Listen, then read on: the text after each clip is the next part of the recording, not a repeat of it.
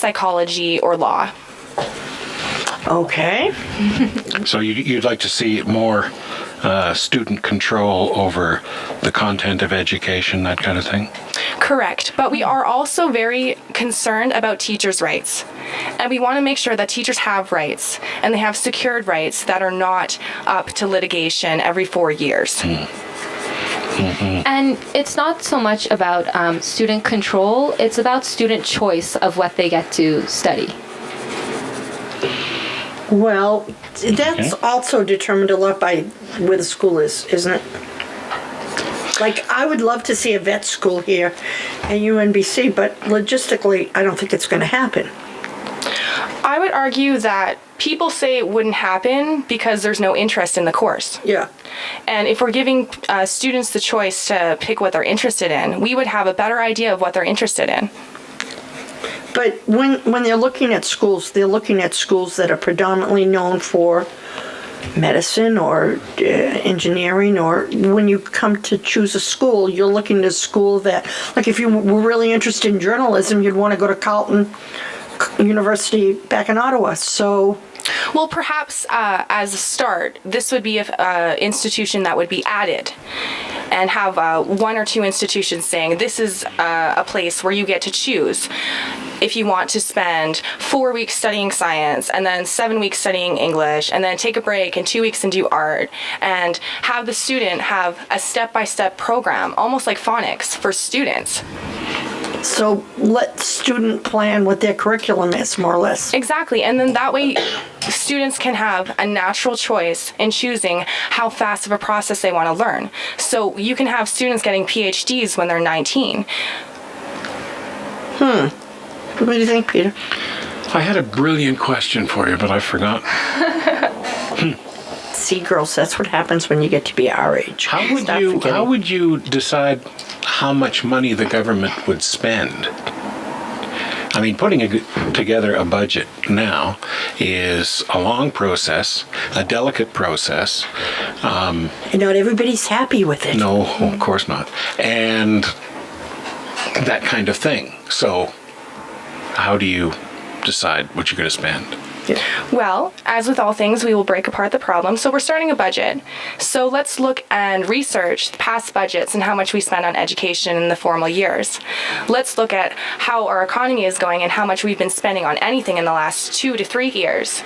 And then we can look to see how much money estimatedly I might have to move around. I know that I can only work with the money I have, but we can use our resources very strategically if we wanted to. And that's the choice that the government gets to make when they're hired as the government. So unless you make me the government, I'm not going to have a choice. Until I see how much money I have to deal with, I can't really make a formal budget. You have a lot of enthusiasm for consensus. Now, how is this party? Is this an official party now? Yes. I've already started campaigning. Okay. And you're campaigning to be mayor of Prince George? Of Prince George, 2014, November.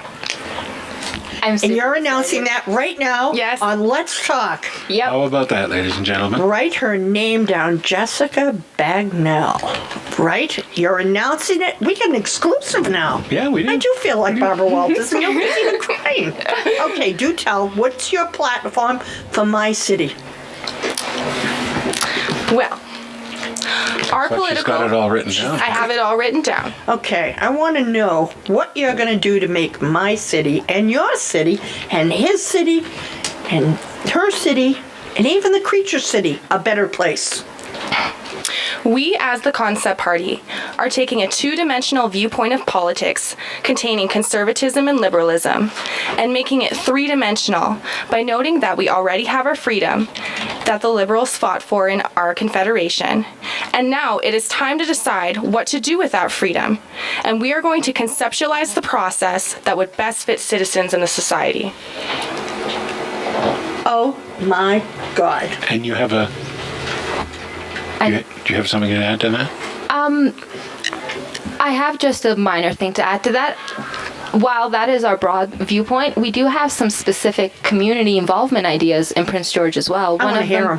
One of them being we want to encourage a more like more biodiversity within our public parks, like Rainbow Park or What do you mean more diversity? Essentially, we want to have a project saying that citizens can freely plant seeds, like flowers and agriculture, in certain parts of our parks around Prince George in order to get a higher biodiverse ecosystem. And I believe people would be more involved in the community and would respect our community as a whole because they get to be involved. So if I don't think there's enough gardenias in the park, Exactly. it's up to me to do something about it. exactly. Okay. Wow. Okay, so I'm a black thumb, by the way. They'd all die. They'd all die within 2 what are you weeks. going to do about when angry people from Prince George go to you, Jessica Bagnell, our first announced candidate for mayor for the next mayoral race? What are you going to say when one of these upset people that write into Opinion 250 and say, I want to know what you're going to do about potholes? What are you going to do about potholes? Do you think the roads are going to be perfect by the time you run for mayor? If not, if you think so, I've got a bridge in Brooklyn for sale. What are you going to do about the big question of potholes?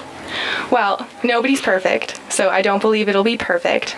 But what I would say to that person if they approached me, I would say thank you for coming to me with your concern. Your opinion is valid to me.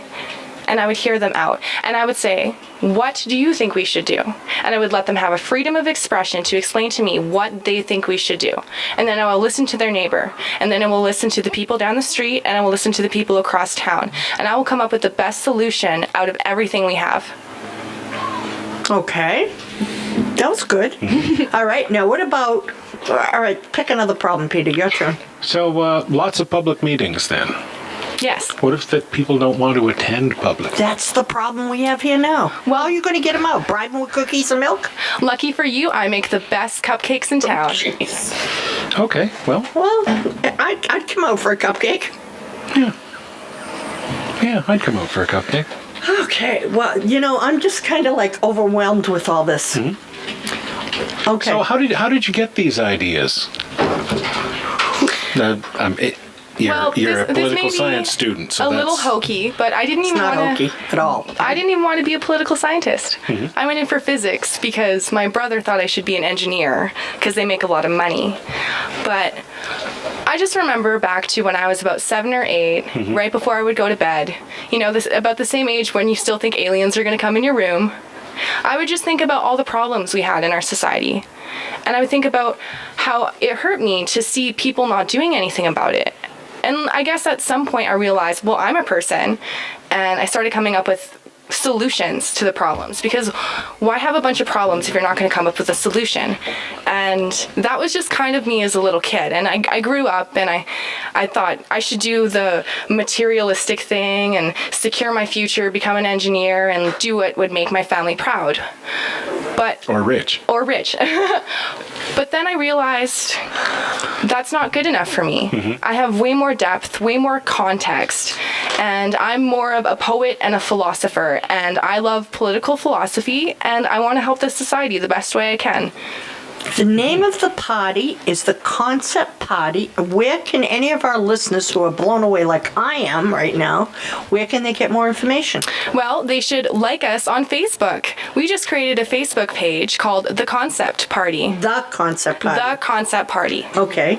And if they want more information, how can they contact you? Through that? Yeah, there you can post a message to us. You can want to add us as a friend if we want to. We can add you off of our personal accounts. You can send us your information, any ideas you have for our party.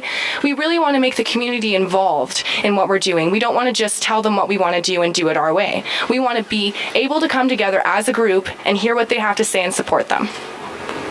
Cool. I'm flabbergasted. Okay, I'm a little bit on the speechless side over it, but I give you both a lot of credit, and yeah, she could be the next mayor. Who knows? I mean, Yeah, and you heard it first. I heard it first. How do you like that creature? An exclusive. I want to thank you so much for being, both of you, so passionate I mean, I know this one was. They named a song after her once, right? Yep, they did.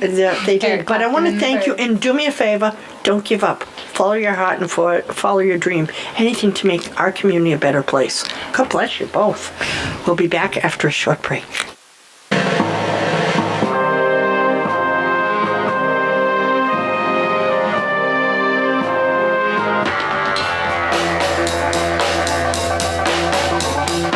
Celebrating all those great artists that are no longer with us.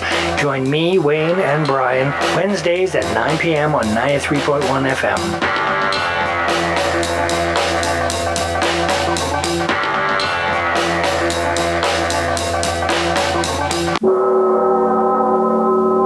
Do you have sore, tired, aching feet? Are your legs and hips hurting and you don't know why? Come down and see the fitting experts at Timberline Foot Fitters, because it just may be those favorite old shoes of yours have seen better days and just may be causing you grief. Several of our staff have training to help you choose the proper shoe. After all, not all shoes are